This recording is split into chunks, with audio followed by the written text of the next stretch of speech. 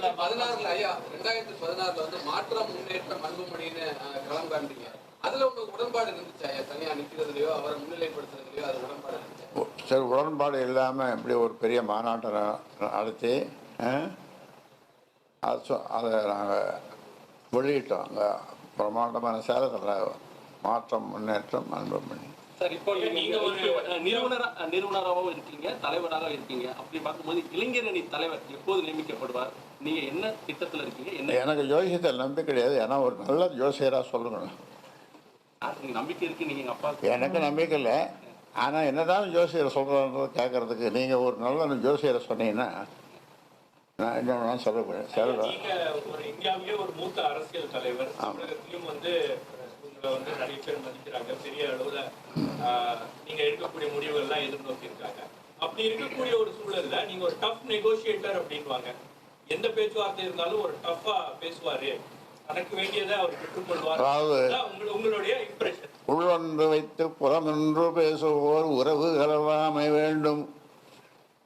என்ன அப்படின்னா? உங்களுடைய இல்லை அப்படின்னா என்ன?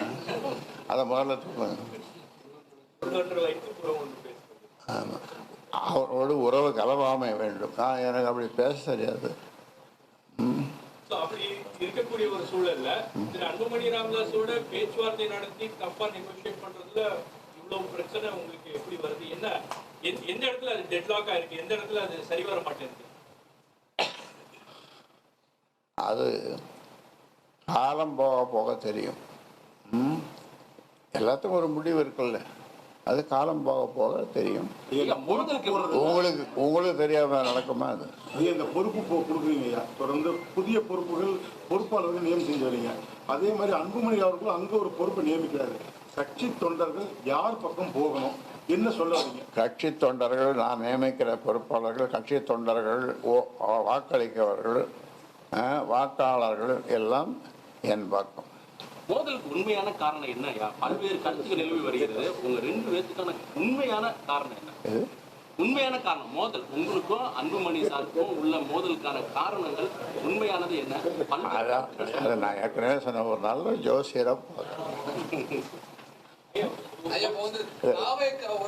பேச்சுவார்த்தை நடத்துறதான செய்தி வருது. பாமக வந்து தாவேகா கூட்டணி பேச்சுவார்த்தை தமிழக வெற்றி நடிகர் விஜய் கட்சி தமிழக வெற்றி கழகத்தோட இது வரைக்கும் இல்லை. அது அதிகாரப்பூர்வ பேச்சுவார்த்தையா? இல்லை, இதுவரை அது மாதிரி இல்லை. இது வரைக்கும் பேசல. இதுவரை பேசல. அவங்க பேசுனா தயாரா இருக்கீங்களா பேசுறதுக்கு? அது மூத்த தலைவர்கள், கட்சியில் மூத்த தலைவர்கள் எல்லாம் கலந்து பேசி தான் அது முடியும்.